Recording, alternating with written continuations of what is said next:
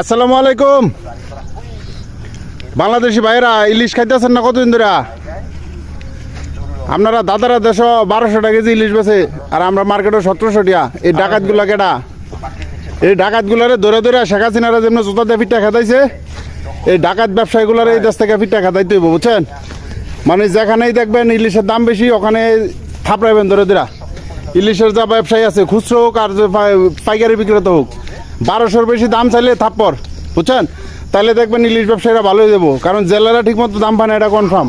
যেহেতু 1200 টাকা বিদেশ রপ্তানি করছে, অতএব বাংলাদেশের ইলিশে যারা মানে আহরণ করে আর কি, তারা বড় জোর পাইলে মনে হয় 1200 টাকা পায় নাই, তারা পাইছে 500-700 টাকা। অতএব এই লোকাল যত অসভ্য ব্যবসায়ী আছে, 2 নম্বর ব্যবসায়ী আছে, ওদেরকে প্রতিহত করতে হবে, বুঝছেন?